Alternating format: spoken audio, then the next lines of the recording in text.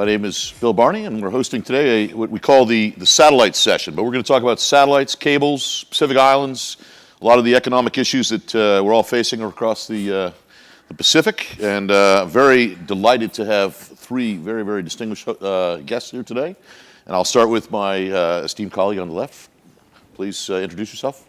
Sure. Sita, Sonty, partner and managing director with AlixPartners. I work out of our aerospace, defense, and aviation practice here in DC, and can go into more if that's interesting, Nice. or I think that's good enough for now. All right. And I'm Dan Dooley, kind of grew up in the carrier world, actually with Bill, so I have a lot of good Bill Barney circa 1992 stories that we could always... Fair enough. If we need to get there, we'll go there. We can go there if we have extra time, but for the last 4 years I've been the Chief Commercial Officer of Lynk Global, where we build cell towers in space, enable mobile network operators to use their spectrum in geographies that they don't have terrestrial connectivity, and complement their terrestrial connectivity with satellite directly to a device. Yeah, I'm Phil Henderson. I'm the CEO of Vodafone Cook Islands. That's my paid job. But I'm also the current president of the Pacific Islands Telecommunications Association. So that's a non-profit organization that represents the interest of many of the telcos in the Pacific. We've got about 53 full-time members, 130 vendor members, and 24 government entities as membership. So it keeps me busy, and it's something that I really enjoy. Good. Well, let's kick it off. Let's start with some easy questions. As you know, the Pacific Islands has been probably, last year, if you were at our event, almost the first 2 hours were dedicated to the Pacific Islands and sort of the geopolitical issues. So there's a project called Pacific Fiber, and it started to raise one of the big issues, which was how do you actually deal with the Pacific Islands going forward? Obviously, there's cable technology, but is it overkill for these locations? But then if you actually have you have satellite coverage, essentially that's cannibalizing the traditional telcos, right? And so how do you actually figure out a system that works, that it brings good internet services to the Pacific Islands? And so let's start with like the big issue, and then we'll work our way down into some of the smaller issues. But I think starting with you, Dan, I mean, I know, my understanding of Lynk is you guys are very much a complementary service, right, in many ways. But, I mean, you look at the Pacific Islands, they can actually you can get a user essentially internet access for 1 megabit for under $5, $6 a meg, right? Mm-hmm. And if they build a submarine cable in there, it's probably $45 or $50 a meg because it's got a lot of cost and you don't have a lot of population. Right. So how do you actually make it work with these islands going forward? And what's the plan to sort of have a hybrid satellite sort of cable solution to these? And I'd be interested to hear what each of you have to say about this. Yeah, so I'll probably set it up, and then Bill, you can hammer it home from an M&O point of view. But so Lynk, we build cell towers in space, essentially in low Earth orbit, right? So these are traveling around the globe 8 kilometers a second in a yarn-like fashion, right? And so they don't have to economically make money everywhere, right? There are high ARPU countries and low ARPU countries, and it's flying over Cook Islands as much as it's flying over the United States or Canada or New Zealand or Australia. And so first and foremost, we build these cell towers in space, and with a constellation, we enable people like Bill and the Cook Islands to use their existing spectrum, because you need 3 things to make this work, Bill. You're going to need the actual physical assets in the air, the satellite. You're going to need access to subscribers, which they have, and you're going to need spectrum, which is the most important piece. We're not off getting spectrum, and we're not off getting subscribers, so we are leveraging in a wholesale model the mobile network operators around the globe to be able to do that. And you're right, you're going to have some countries like in Africa where there is a tremendous need for connectivity. You're going to have lower ARPUs than you are going to have here in Montana, right, where you have people that can afford and want that. The biggest issue is how far will it go, because capacity of satellites by definition is less than obviously the terrestrial. Yeah, okay. Well, if you go back in history, in the Pacific, satellite has been the connectivity option for Pacific for decades. Yeah. Up to 20 years ago, there was probably only one cable going north-south that was connecting Australia and New Zealand up to North America through Hawaii and Fiji. And about 10 years ago, you saw this proliferation of cables, east-west cables, connecting most of the islands. And so does satellite connectivity become redundant? Actually, it became more important, because although the Pacific main capitals are connected by cable, there's thousands of islands out there. So you need the satellites to bring that connectivity into the cable landing station capital. So they have to coexist. And then lately, we've now seen the LEOs enter the market, which offers a complete new options of connectivity, specifically for those rural areas, and those areas that are really hard to connect by physical means, like fiber or copper or terrestrial radios. So the options like Lynk have released. We were the second MNO to test the Lynk service, because in the Pacific, when you see technology solutions appear, often you got to be in there early to test it and see if it's fit for purpose, because there's a lot of hype around a lot of this stuff. And from a MEO perspective, the Cooks were the first commercial customer on O3B. Okay. So we see opportunity in satellite technology and try and apply it in our context whenever and wherever we can. What you were a Starlink exec for a while there, right? And I mean, it seems like Starlink is a competitor. I mean, that's what I sort of. I mean, are they not, or is it? And how does? I understand Dan's is basically a tower in the sky, but Starlink's actually right down to the handset, right? So in theory, the telco is bypassed in the case of Starlink, right? Is that true? Is that how that works, or am I missing something here? I think it's a good perception of how the consumer experience is meant to be, right? Okay. It's direct to device. It is meant to give you connectivity irrespective of your geography, irrespective of the density, the proximity of cell towers, of other forms of connectivity. And that's ultimately what it was designed to be, direct to consumer. But I think there's a question behind your question, which is there a zero-sum game between satellite and cable? I don't think it's zero-sum. Okay. I don't even think Starlink believes it's zero-sum. We certainly didn't 5 years ago. I don't think they do today as well. I think the real reality, because ultimately our goal is to get to direct-to-consumer at the lowest cost possible and drive down and offer a pricing structure that actually makes it more broadly accessible. Between now and that desired end state, you will see, I would say, multiple multi-orbit solutions, multiple partnerships with MNOs. I would say there's a lot of crowding in that space, but I definitely do not think it's zero-sum, and that was never the strategy at Starlink. Okay, no, it's helpful, because I think it's a perception that's out there, and that's what I was trying to address, which is, I think when the LEO satellites started coming in, it was like, oh my God, because we have a lot of telecommunications companies that come to this conference, and they were all very, very nervous. I would say probably 4 PTCs were talking purely about LEO satellites, right, and the impact. That's interesting. So you think it's a hybrid solution of sort of fiber coming into these countries plus a bit of satellite to do the last mile, right? Is that sort of the? I do think so. I like to use the term multi-orbit because it's hybrid, both terrestrial, non-terrestrial, but even within non-terrestrial, to your point earlier, Phil, there's LEO, MEO, there's obviously the geosynchronous companies that have been around for a long time. That is the, again, direct-to-consumer commercial experience that's the desired outcome. Is it that straightforward? Absolutely not, because geopolitics come into play. And I think that has the potential to actually force some winners and losers and maybe even exacerbate these tensions between cable providers, telco providers, and satellite providers, depending upon the geography, depending upon what other countries have strong influence there, and depending upon what kind of critical infrastructure and data processing needs to be protected. Because at the end of the day, there's significant vulnerabilities that could potentially draw up some winners and losers. Yeah, because essentially you're eliminating the gateways, right? At that Exactly. point, there's no gateway guarding data moving in and out of your country, right? That's sort of the yeah. What is? I mean, let's talk about the elephant in the room. It's obviously the Chinese are doing some of this, right? And the Americans have their views of this, and everyone has their views of this. But I guess I think it's called 1,000 sales or something like that. What is the threat of that? Is it just that the internet traffic will go to China before it actually goes to the actual location, or is it that Chinese content will be? Explain to us why it's a threat, I guess, or viewed as a threat.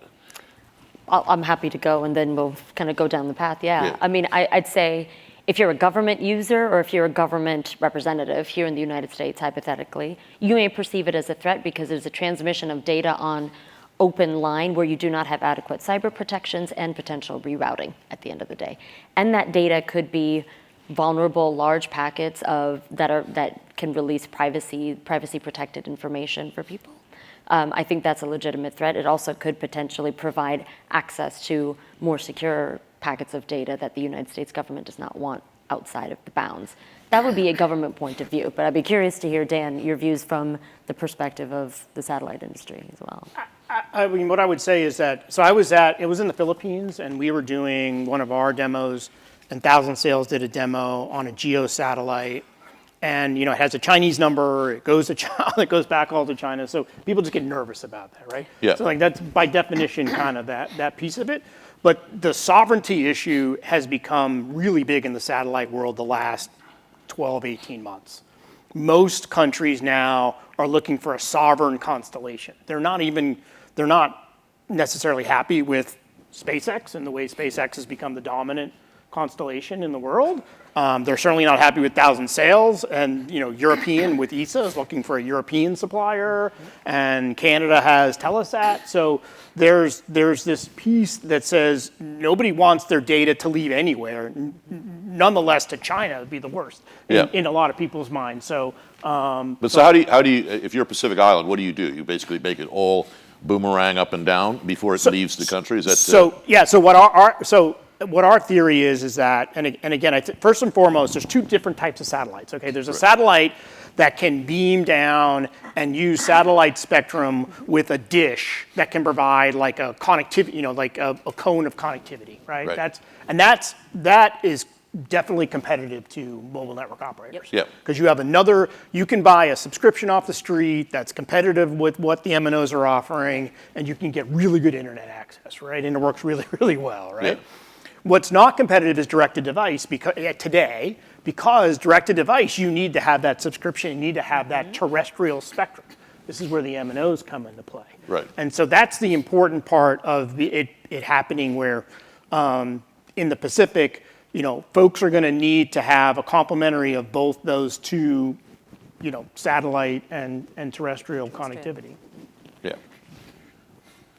I'll go back to your first point about Starlink. From a Pacific Island perspective, I think we've seen Starlink as a total disruptor. It's entered a lot of our markets through a grey market strategy. They've operated in many of our countries without a license, and they've gone and cleaned up afterwards. So they're not the good guys. And so many of the fears that you talked about have been realized in many of our markets. And what's happened is that the ability of Starlink to bypass infrastructure, submarine cables, has now presented a significant risk in many of our countries. Particularly, governments have invested in submarine cable systems. The Cook Islands is a good example. The government put a $30 million US investment in a submarine cable company. I'm the only customer on that cable, so I'm funding the loan to pay back. Starlink comes along with the Starlink Community Gateway solution, offering a similar capability at a third of the price. So I negotiated a new rate with the submarine cable company. If you don't give me this rate, I'm going to put in a Starlink Community Gateway, right? So now the cable company in the Cooks is operating at a loss. So that's the effect of Starlink in some of these jurisdictions. And you have the risk now in some of these countries of stranded government assets when Starlink operates like it does. And in our market, they offer the cheapest unlimited broadband plan in the world. And one of the smallest economies in the world, Starlink is offering a $33 USD a month unlimited broadband plan. I can't compete with that. How many megabits do they get for 33? Unlimited. Unlimited. Okay? Yeah. So you have these... But what kind of speed can they download it? Whatever Starlink promises. I was going to say, it's determined it can be very good and can be very bad, right? Yeah. So I mean, it's a balance between how many people, right, Yeah. in a geography. No, that's It our really just comes down to that. That's It's like our in the code. Cook Islands, you And can stream Netflix. Yeah. in neighboring countries. Right? So- In England, you won't be able to. But So Phil, I want to ask you a question though, building on that, which is, Starlink's whole investment model was we're going to invest in everything, right? It is in fact commercially driven, commercially funded. And guess what? Let's say US government as a hypothetical customer that could have been the main investor for that kind of infrastructure opted out because they didn't want to. That's been a shift in investment strategy in the United States writ large. There's been the shift away from government agencies investing in this kind of infrastructure. And therefore, when you invest in it, you have the trade space to be able to regulate, set standards, and those cannot be circumvented by a disruptor. So I guess the question that I would have, and maybe this is for everybody, but is there space for that kind of disruptive model to be adopted by commercial providers, MNOs and the like, and or is that where geopolitics comes into play? Possibly. There's a few fishhooks here, right? And there's a sovereignty play as well. What's happening in the Pacific, many of the regulators are struggling to understand Starlink's go-to-market strategy and apply appropriate regulation. That was the idea. Okay, exactly. So the regulators are starting to catch up, and there's no real harmonization in the Pacific around regulation of Starlink. Everybody's got a different approach. In the Cooks, they've got an unfettered zero-fee license. So I'm dealing with somebody who doesn't pay a license fee, doesn't pay any spectrum-free market. And the other thing about it is because the direct-to-customer model is you pay by credit card, it's just foreign exchange export. You're just exporting foreign exchange. No investment, no employment, no nothing, right? It's probably the worst telco model you can deploy in a small island developing state, okay? Now, the other thing is sovereignty. As soon as you push your data up to a Starlink satellite, you have no idea where it goes, and you have no control of it. So you have this data sovereignty issue, okay? So that's the things we're grappling with. Whereas on a submarine cable system, you've got a single gateway you can force and you can regulate. But Starlink is unregulated. In fact, at a conference 3 years ago in Sydney, a Starlink rep basically said, all regulators can do is shake their fist at the sky, which I thought was very accurate. Arrogant, but accurate. No, it's fascinating because it is, put aside politics, right? And you're trying to figure out what's the best thing for the humans in these places. The issue is they don't need large amounts of bandwidth. And any submarine cable that comes in, if you've got a population of 7,000 people on an island, they don't need a gigabit of capacity. They need 3 meg or 2 meg, right? I mean, so the interesting thing is the satellite is the most efficient solution to the problem. Yet, the telcos employ, 20% of the people in every single one of these islands. So then all of a sudden you're losing jobs, you're losing, I mean, it's not an easy question. And it's a major tax contributor as well. Right, and it's probably the only region of the world where you have this in abundance, because it's not only the Pacific Islands, but they're all archipelagos too, right? Because they're all like 20 islands. Fiji's like 40 islands, and so you've got big geography, very limited amount of people. Is perfect for satellite. Yeah, it is.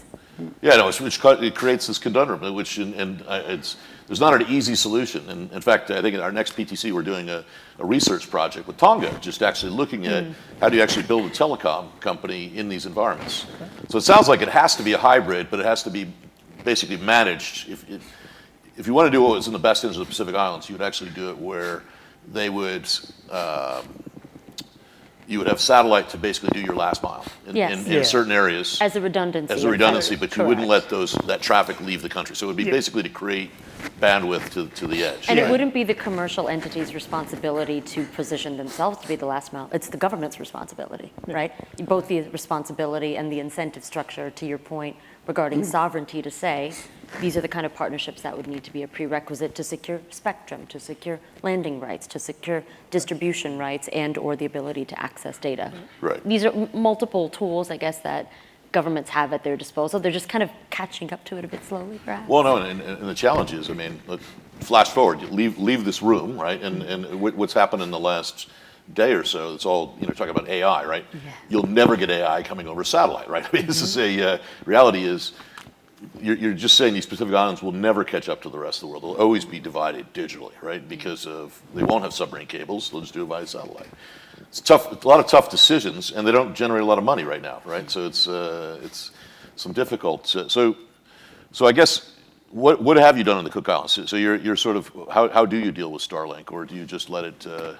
Well, you can't ignore it. They basically smacked my top line by about 35%. So it's quite significant. But we actually use GEO, MEO, and LEO as part of our network architecture. Yep. We use Geo for our lifeline services, voice connectivity for the whole country. We use MEO as our broadband trunking service, and we use Starlink as mobile backhaul. So each of these different technologies have a good fit for what we want to do for our national network. So we use it all. It's just we're using Starlink. We're not using enterprise. We're using a residential plan because it does the job. You know, it's good enough. Good enough. Right. So, and it's cheap. So we're like anybody else. If it's good enough and it's cheap, we'll use it. Yep. So what does the future look like, though? Is it you start thinking about? Now, obviously, we're spending a lot of time on the Pacific Islands. There's a lot of applications outside of it, like in the United States, et cetera, where you're now getting. You can travel around the world, and now you don't have to worry about roaming. You could be anywhere on the planet, and you have access, right? These are the beautiful things for the high-end customers. The right? promises. So let's talk a little bit about that. I mean, so tell me, so like, what's you know, obviously you're doing a lot with probably third world countries, but tell me about the kind of the game changers in the developed markets. Yeah, so in the developed market, so again, with low Earth orbit satellites, they're traveling around the Earth, they hit every country. So you can do it in either Canada or you can do it in the Pacific Islands, it's all the same. For the I'll say the larger developed MNOs, they're using it as a way to fill out 100% of their geography. Mm-hmm. Okay, so as you know from the old carrier days, we certainly don't do our in the ocean, right? We don't have connectivity in the ocean. There's no terrestrial towers in the ocean. There's no terrestrial towers in national parks, right? Yeah. And so as a way to fill in the gaps to where they might have, Lynk is a great solution. Having a cell tower in space that travels around the globe, you can put down a beam anywhere on Earth, and that beam looks exactly like a terrestrial tower. Doesn't have the same capacity, but it looks exactly like a terrestrial tower. And so in the developed worlds, they're doing it for that. So like think about the poster children there are like, Canada where, above 58 degrees, there's nothing, right? In Australia, the outback, nothing, right? Yep. So Telstra, Optus, TPG are using it. New Zealand in Hanoa National Park, in Philippines, all the islands, right? So they're using it for that basis. Yep. But then also, independently of that, as carriers are starting to move and start to repurpose their spectrum from 2G to 4G to 5G, you know how hard it is to try to sunset 2G or 3G or 4G, because there's always some customer, a government or some big customer that has some endpoint that won't allow you to do that, right? So with satellite, you could put a thin layer of, let's just say 2G coverage in Canada, and 1 million of those John Deere tractors in the province of Alberta will still have connectivity. It allows Rogers, in this case, to be able to then move more of their spectrum to 5G so people can have more. So it's another tool in the toolbox of the MNOs to be able, in their network planning, to be able to say, okay, I want to use terrestrial here because it's in a city. I want to use satellite here because it's in a much rural environment. I want to use satellite maybe in legacy technologies so that my automobile can still have telematics, or my tractor can still work. So that's the way I see the future of this, is that it's just a complementary to what the MNOs are doing. And eventually, it's got to come down to a ground station in their country is where it's kind of going. Right. By the way, I did that John Deere deal that he was talking about. His tractor? I don't know. Maybe you have if it's his own tractor. But no, I mean that at one point that was a hypothetical, and then it became reality. Right? Those use cases are being unlocked in really meaningful ways, not just in Canada but in Brazil as well, in a variety of. Oh yeah, I'm sure. And to Dan's point, landing rights were key. But you know what else was key is the terminal. You need to have the right device that you're actually transmitting to. Now that's that's where direct-to-device comes in, because now you don't need it. There are 8 billion terminals out there that can connect to my satellite in space, period. So that's the future, is D2D. But I'm laughing about the John Deere story because I was like, that was ideal. No, but it's amazing because it sounds, and then talk to me about also, you also get the aviation industry seems to be another place that everyone's getting into. Is that sort of, that doesn't affect you guys though, right? That's not a direct-to-device play, because think about it, anywhere you have a building or infrastructure or a plane, you're going to want to put a Starlink terminal or a Viasat terminal and offer it. That's the best way to solve it. Going direct to device, you could. It's technically possible to do it. But with that many people in such a small space, and that economically, it makes more sense to put some hardware there, right? Yeah. Where it doesn't make sense to put hardware is in the middle of Alberta or in an island in Cook Islands where they do ecotourism, right? Where you come in there, I've got a SIM card from Vodafone, and I just want to use it and send my wife, hey, I'm going to be late because I'm fishing, and I'm happy, fish is good. Here's a picture of the fish, right? Like that's all the good stuff they can use today. But airplanes, you need more bandwidth. There's more people who can afford it. It's kind of that first satellite piece where you have direct to a dish, if you will.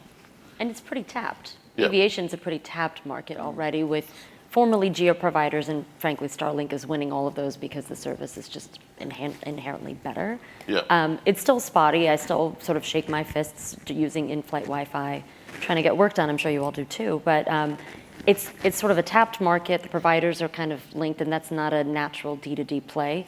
You do want to ultimately reach individual consumers, but between aviation, whether it's commercial or otherwise, and maritime, those sort of, let's say, setups are not direct to device, but they're still terminal dependent. You still have to get the right terminals in those respective platforms, and they have to be designed in the right way. They have to be able to access the right set of solutions that are available. Okay.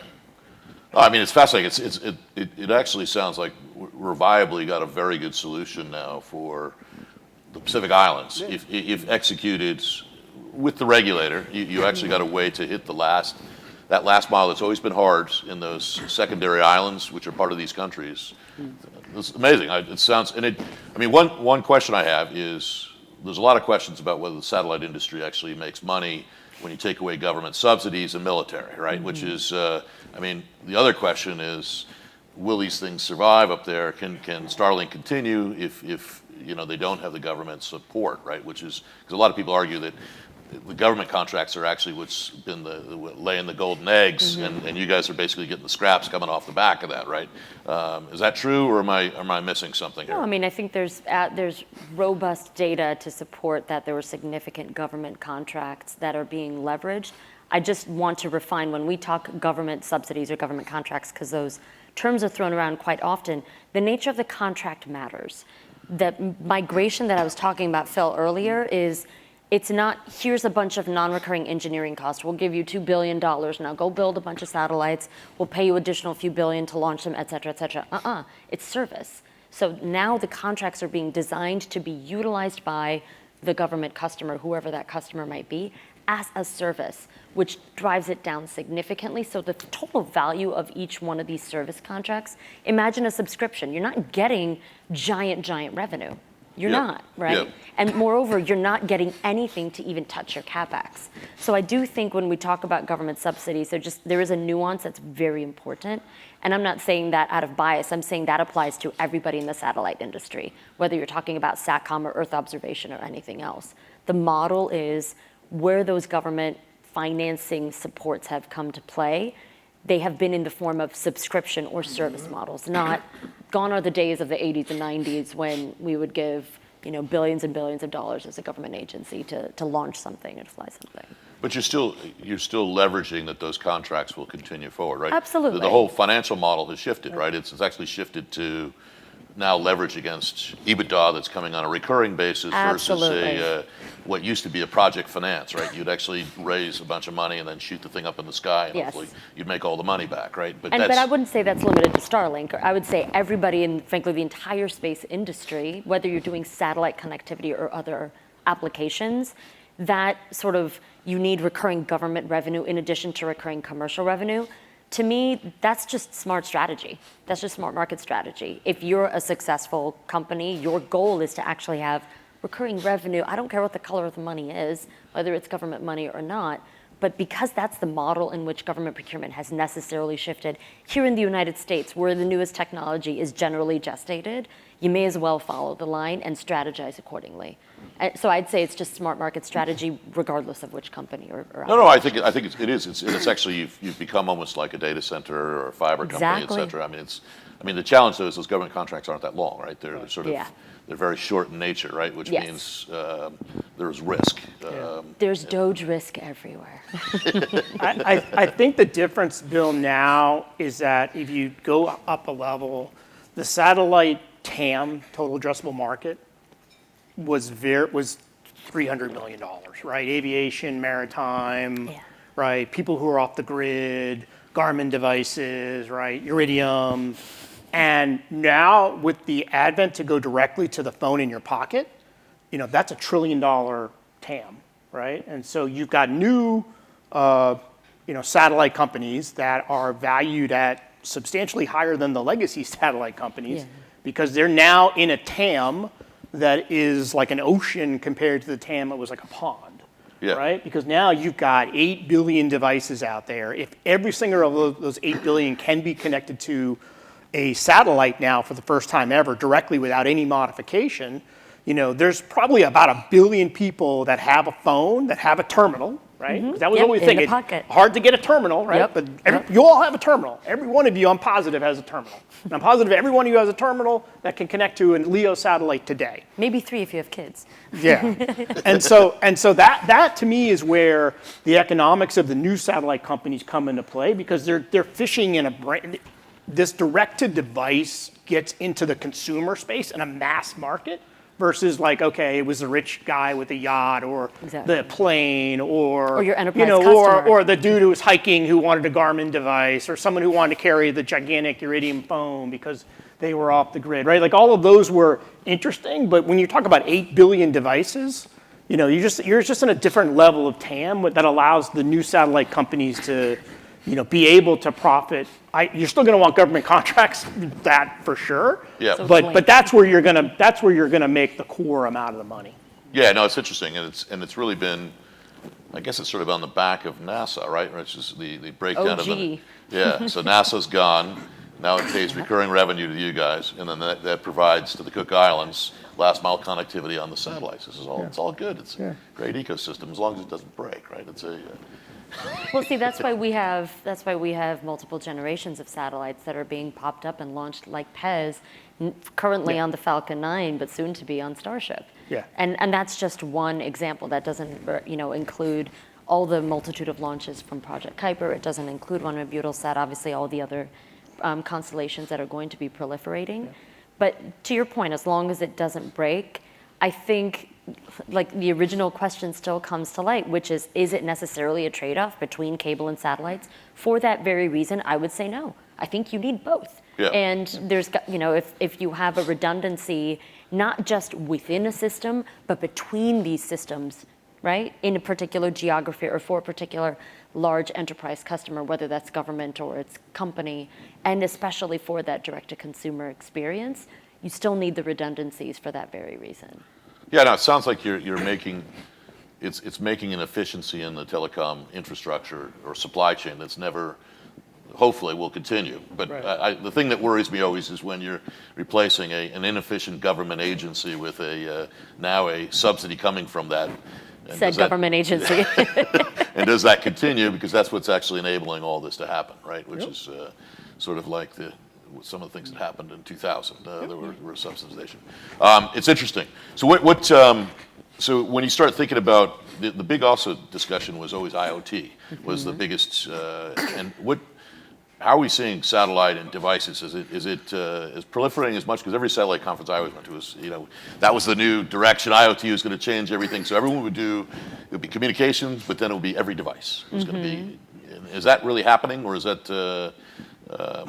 Or is that sort of in the back seat now, and that's all going off of towers instead? I'll give my 2-second answer, but I'm definitely more curious to hear theirs. I think IoT is so yesterday now that direct-to-device is today. Yeah. That's my short, pithy answer, but please challenge that.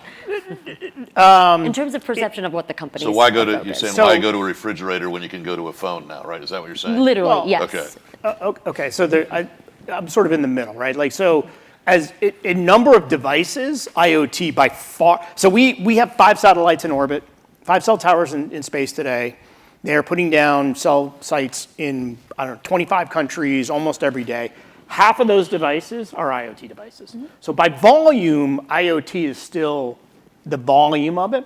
But to your point, it's like an IoT device is what, like €1 a year, Yeah. right? So the ARPU is not there. Yep. Yeah. And eventually, if you're Phil and you need to prioritize where you want to put the capacity to it, Right. you're probably going to put the capacity the to devices. one of their postpaid subscribers versus to an IoT device. But IoT, and I also think IoT can be done in geo, right? So you Correct. can do a geo-based or a MEO-based. So there's more satellites that can do it, and now with NTN released 17, 18, whatever that is, you'll be able to have IoT devices. So there's still a big IoT play. There's still a gigantic, like cars, right? About making self-driving cars, like all that stuff. But again, going back to the TAM is in the phones in your pocket. Going after the mobile business, right? And also remote rich people will also be helpful. Well, I would say remote villages, like remote poor people, Yeah, right? Like, both. I'll like tell to you, be, investors care more about direct-to-device than IoT, Of course. right? Like Yeah. that core audience, Yeah. that because of exactly what you said, that's where you have more access, more regular utilization. Think about literally more recurring revenue, right? Yeah. At a higher volume, so. There's also a conversation around universal service obligations. So when you look at it direct-to-device and LEOs, and you, as an MNO, you have an obligation to deliver universal service.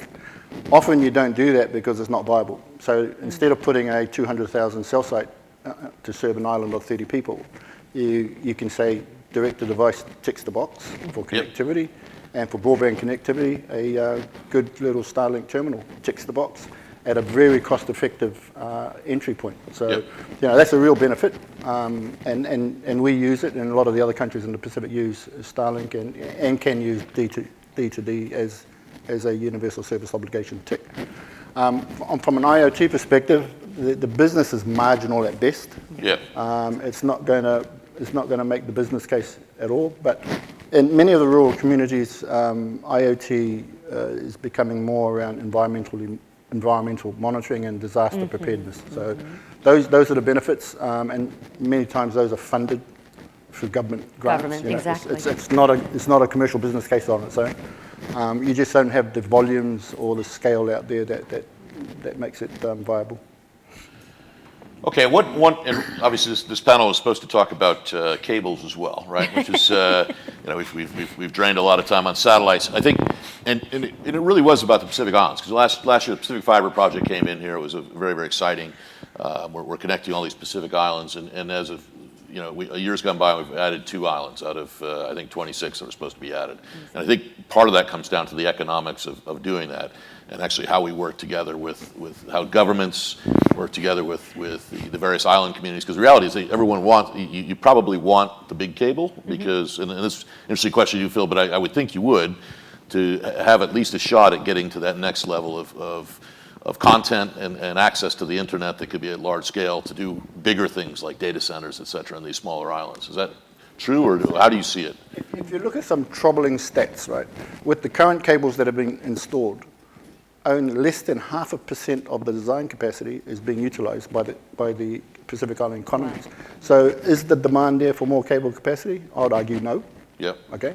Unless you install a data center. Yeah, exactly. But I watched Bill's presentation this morning where we put the global map of countries generating excess power. And I looked for the Pacific. Typically it was covered by the legend, right? But I can guarantee there is no island country generating excess power that would justify a hyperscale data center or cable connected for power, right? No. So we don't tick any of those boxes, right? We don't really have the demand. Yep. And we don't have the power generating capacity to justify the cable connections. No, So I mean, it's the number of islands that actually would fit into that data center. I mean, there's a contingent here Islands from in the data center. Yeah, but Iceland is here. Iceland, for example, has gigawatts of power coming out of the ground, but that's largely because of thermal and hydro, right? Which the Pacific Islands don't have, right? So it's here's a point. They mentioned the one megawatt rack. Well, if I turn the 1 megawatt rack on in the Cooks, I'll increase my peak national demand by 10%. For one rack, so that's the context you're talking about, right? Yeah. So the power demands and the ability to generate that doesn't exist in many of the Pacific Islands. Yeah.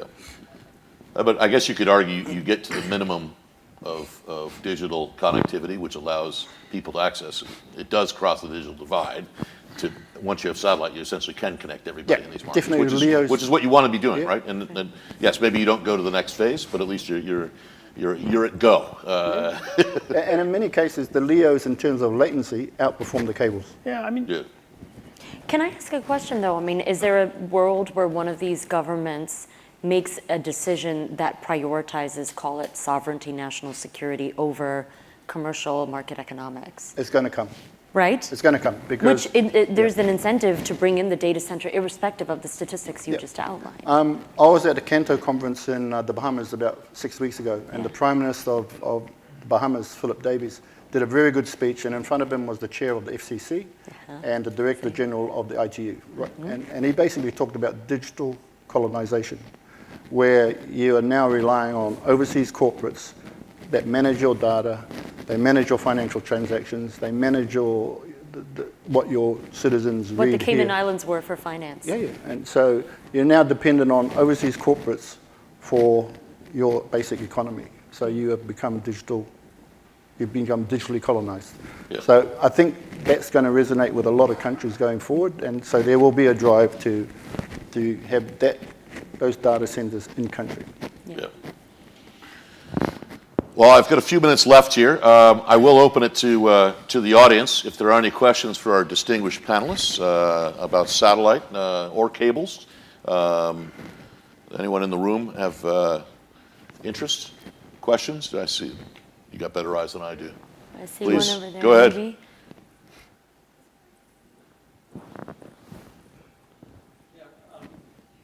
Thanks. Is anyone familiar with what's called the Kessler effect? yeah. Yes. Yes. Will that come to play? I mean, besides Starlink, I know Rocket Lab. I mean, all these satellites going up at the LEO altitude, is that a concern at all, or is it not? So I'm not an engineer. You know me. I'm the dumb commercial guy. But I thought I was the dumb commercial guy. I'm the dumb commercial gal. The Kessler effect, correct me if I'm wrong, because I'm not an engineer, is basically a satellite could wipe out, could basically collide with another satellite in low Earth orbit, and then basically the Kessler effect would wipe out all the other satellites. Right? Okay. That's the so there is. There's a lot. It's a huge answer, right? So, but first and foremost, it is the Wild West. So I think you need to be concerned with the Kessler effect. You need to be concerned with orbital debris, right? Yeah. Making sure that these satellites that go up absolutely come down and burn and do not, right, cause any orbital debris.